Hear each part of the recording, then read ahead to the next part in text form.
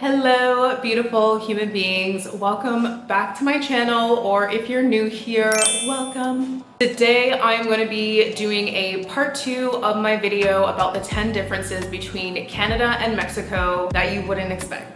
And if you haven't already checked out part 1, I'm going to link that video in the description box below for you to check that out. So make sure you watch that first and then come back to this video and watch part 2. Okay, and I don't want to do this video talking about like differences that everybody knows about, like the food and the language and things like that. I want to make this video talking about things that you would only know if you have lived here or visited here for a while. So without further ado, let's jump in to the 10 differences. Difference number 1. The body standards. I feel like the body standard here is a bit different than Canada and Mexico. I feel like Canada, and similarly to the US, the ideal is to always be like super thin. But here I have seen such a wide variety of different body types, different body shapes, and I've noticed that the seating in a lot of places is very inclusive. I will go to different restaurants, different cafes, things like that, and I will see the chairs there with no arms, or I'll see like more bench style seating, which I feel like is very, inclusive of all different types of bodies. And I feel like the culture in general really encourages you to have a healthier relationship with food, like not so restrictive, and things like not cutting out carbs especially. You cannot live here and be keto. Well, you can, but a lot of the traditional Mexican food is very carb based, and the majority of dishes that they have here is tortillas, corn tortillas or flour tortillas or some variation of that, like nachos, and then you have your burritos, you have enchiladas, you have sopes, all of these different variations of similar kinds of ingredients, and that is a staple here. And so you can't come here and hate carbs unless you don't want to try like the traditional Mexican food. And so yeah, in that regard, I feel like there's just a bit less demonization of certain foods here. The second difference, which I had no idea about until I started living here for a longer period of time, is rust and mold on things. So if you come here and your metal is not like surgical grade quality or like stainless steel or something like that, it is going to rust, and it is going to rust very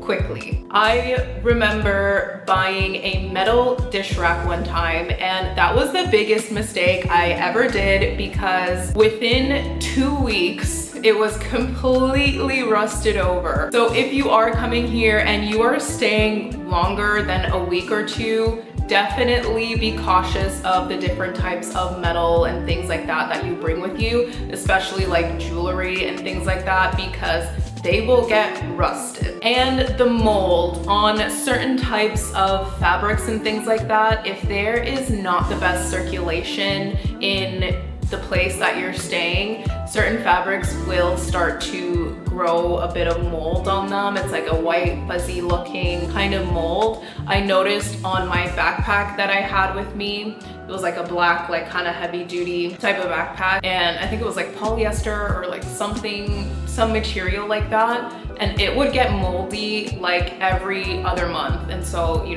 have to, it's an easy fix though. Like you can go in with like a wet cloth and some dish soap and like clean the fabric. But yeah, it is something that's gonna happen, and something that I've never seen happen to any of my clothes or anything that I owned in a specific type of fabric back in Canada. So that is something that you need to be on the lookout for. And it happens on certain types of clothes as well. Again, depending on the material, it may start to get moldy if there's not enough like airflow and circulation. I don't know why this is. Okay, I've tried to Google it before, like why do things get so rusty or moldy or whatever, and there was no answer on Google. It just summed it down to an atmospheric phenomenon. And so there's something about the air, there's something about the climate here in the Riviera Maya that affects things in a different way, and so it speeds up the oxidation rate. Yeah, your stuff is more susceptible to rust and mold. The third difference here is the police. The police here are definitely different from the police in Canada, and I've heard horror stories from other tourists here about how the police, you know, scared them and absolutely ruined their whole trip to Mexico, and I don't want that to happen to you. Yes, the police do act differently here, especially if you are a tourist. There are certain police checkpoints along the way on the road sometimes. If they see that you're a tourist, they might stop you. Honestly, like, they just want some money from you because they know that they're intimidating, they know that they're scary, they're this authority figure, and so they kind of use that to their advantage to, you know, get something from you. And for this, I would say know your rights. Know your rights. If you know you didn't do anything wrong, anything illegal, then stand on that. Do not give in. Like, they try to drag it out and try to talk to you and try to scare you. Oh, I need to arrest you for this. I need to whatever this is illegal. And they're trying to like talk you and scare you into giving up your money just so you can keep them quiet. But if you stand on your rights and you're like, no, I know this, and this, things should be fine. I have had my run-ins with the police a couple of times here. Yeah, that's exactly the situation. They were scaring us and telling me that they needed to take my friend to jail. And then I got out my camera and I started filming them because you do have the right to film here, just like in Canada. So I started taking out my camera and I started filming them, and then that like totally set them off. And then they started trying the scare tactics again about, oh my gosh, I'm going to arrest all of you now because you recorded and all of that stuff. And it's just a scare tactic. So I don't want you to come here, and I don't want the police to ruin your whole experience of Mexico here. So as long as you know how to deal with them, then you will be solid. Difference number 4 is the scamming. Now, scamming absolutely happens all over the world, but it's definitely on a different level in Canada as it is compared to Mexico. And one of the bigger scams here that I've noticed is the taxi system. 1 at the airports, and 2 in the center of town. Around the airports, they will try to scare you into thinking you're gonna be late for your flight, or that going with them is the only option that you have in that moment, but it's not, okay? When Kim was here, she was on her way back to the airport and they dropped her off at the wrong terminal, and so she was trying to figure out how to get to the correct terminal, and this guy was telling her, oh, you need to come with me because the other terminal is so far away and you're gonna miss your flight, so it's the only option that you have right now is to come with me. And she was like, absolutely not. At the airport here in Cancun, they do have a free inter-terminal shuttle that you can take, so don't fall for that. And also the taxis in the central, they will charge you like 2 or 3 times the normal amount that you're supposed to pay because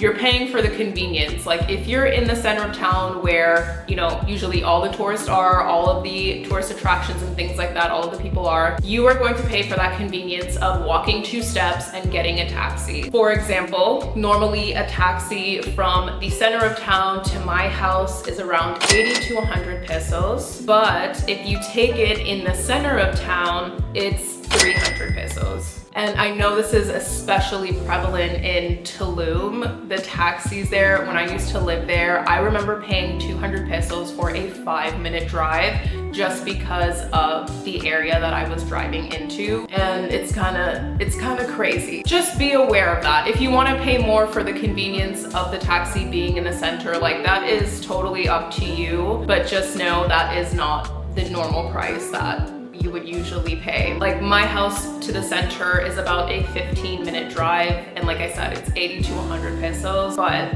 in the center it's 3 times that. So just kind of use that to gauge, you know, how far away your destination is and the relative price that you know you should pay. There's also a lot of scamming in regards to the people who sell the tours and excursions. Now, I have my own connections for that, but I know, you know, there's a set price for the excursion that they know like what it is, but then a lot of them will add on additional amounts to that price, to the regular price, so they can take that home and profit from that, which, hey, can't knock the hustle, but just want you guys to be aware as well. And also, I talked about an experience where these people were trying to scam me at Expuha when I went there with a friend of mine, and I was not having it. So if you want to check out that story of the scam that they tried to do with me, I will leave that video in the description box below for you to check out as well. Difference number 5 is the mail system.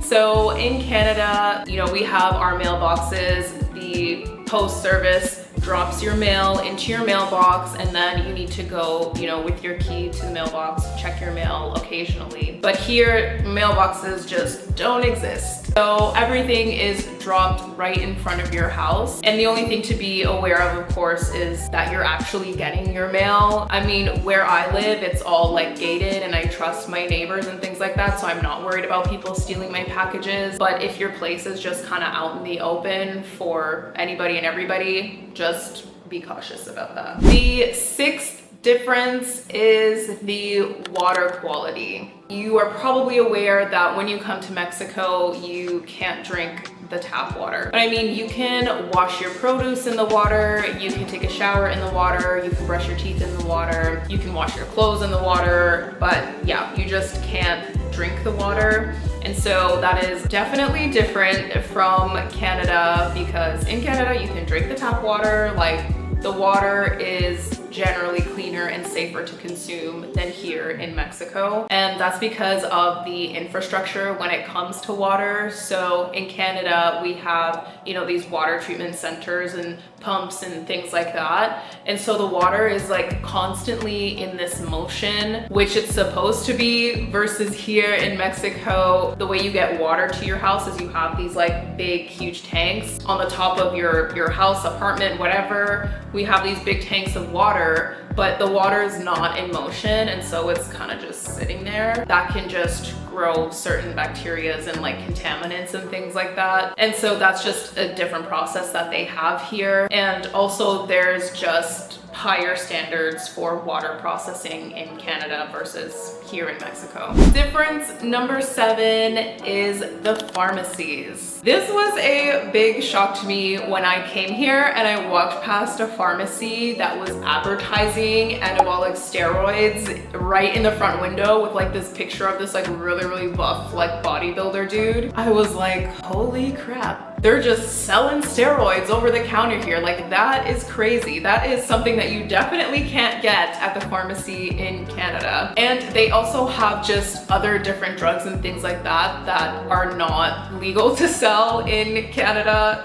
that they can sell here. You can get Ozempic and Wegovy at the pharmacy. Like, you can walk in and be like, hey, I want this. And as long as you have the money to pay for it, they don't care, they're gonna give it to you. Difference number 8 is the healthcare system. How it works here is definitely a bit different than in Canada. In Canada, it's a very, you know, appointment or first come, first serve basis at like clinics and hospitals and things like that. But over here, if you have certain connections, if you have money, if you have a certain type of like healthcare coverage insurance, you are more likely to get priority over everybody else. For example, I was out with my friend and we were at the club and we were dancing, we were having a good time, and then somebody, their drink was in a glass cup and it slipped out of their hand and it fell to the floor and it shattered. And at first my friend was chilling, she wasn't thinking too much about it. She was like, whatever, like clear the glass shards away and like keep dancing. But then a few minutes later, she starts to feel her foot go numb and she's like, what the hell is happening? And we look down and her foot is just gushing. It's gushing blood. Like, you know, in the movies where they're like over dramatic and like somebody gets stabbed in the neck and like the blood is just gushing out. Like, that was happening, but with her foot. And so immediately I go and grab napkins and put them on her foot, and like she's holding her foot with the napkins there, and I'm like, oh my gosh, I need to go call an ambulance. And I go and try to call an ambulance, and they're like, sorry ma'am, the ambulance is gonna take an hour to get to you. And I'm like, but thank God this angel of a man comes down from the heavens in the sky, and he like takes my friend, makes sure she's like sitting down in a comfortable place, wraps up her leg like really well with like a lot of napkins and like this plastic, she had like a plastic kind of wrap thing over it. It was keeping it where it needed to be for the moment. And I went outside, meanwhile he's doing all that stuff, I went outside to try to find a taxi because there's no freaking ambulances. So I went outside, try to find a taxi, I find a taxi. This guy puts my friend over his shoulder and puts her in the taxi, and we all go to the hospital together. Oh, what the fuck? Derecha, derecha. I'm not even drunk.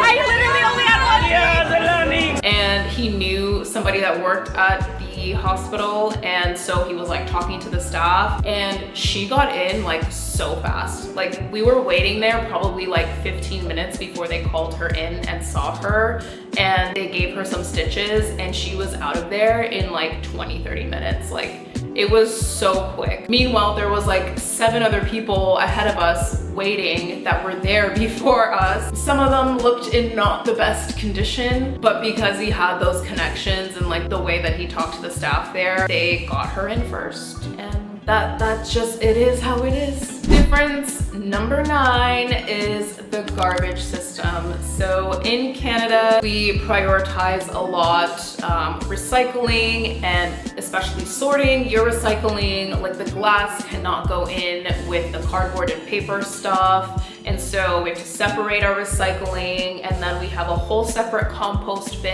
and everything like that. And the different trucks for the different things like regular garbage, recycling, and compost, they come on different days of the week. Here in Mexico, recycling exists, but it's not really a huge thing that a lot of people partake in. And so honestly, most of the stuff ends up going in the regular trash. And I haven't seen like separate dumpsters or anything like that really for like recycling or like compost or anything like that. Even where I live on my street, there's just a couple of big dumpsters for everybody that lives on my street, and that's where you put everything. And it's just like a regular garbage truck that comes and collects everything. Like there's no separate dumpster bin for like recycling or cardboard only or glass or whatever. It's all just one bin for everything, and the garbage truck comes by multiple times a week, versus in Canada, I think where I live, they come by like once every 2 weeks now, I think it is. Versus here, they come multiple times a week to collect the garbage. And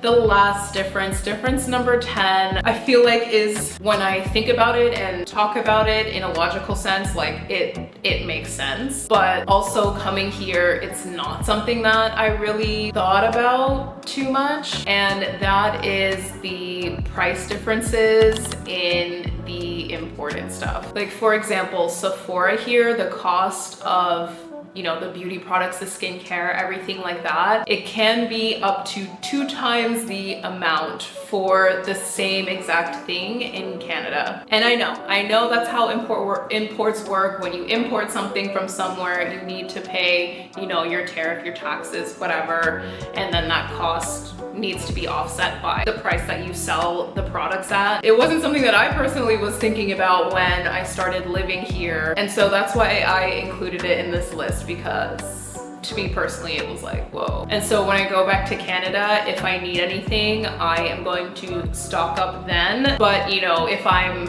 in a desperate situation and I need like skincare or like a product or something like that, I'm going to get it at the Sephora here. But just want to highlight that there is definitely a huge difference in price, and also just on like food products as well. This bag of Ruffles versus this bag of Ruffles, even though that it's the exact same Ruffles, but because one has different packaging and one is made in, I think they're made in the USA. I think Ruffles is an American company. Because they're made there, the price is like 2-3 times higher than this bag with the exact same product and just has a different packaging. Like Ruffles are usually like a couple of dollars, but if you want to buy like that specific packaging of Ruffles, because it's the packaging that you're familiar with growing up in Canada and America, you are going to be paying like $10 to $12 for the same exact product. Some of us can be picky when we're grocery shopping, and we tend to gravitate towards,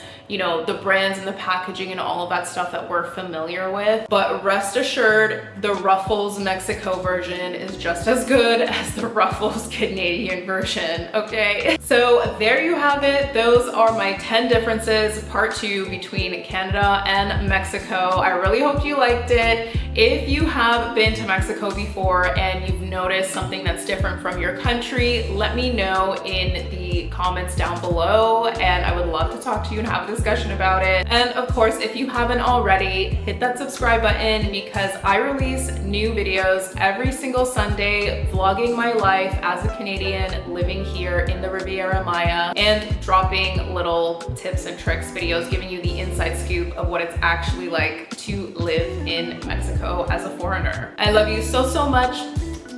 Thank you for watching. I will see you next Sunday.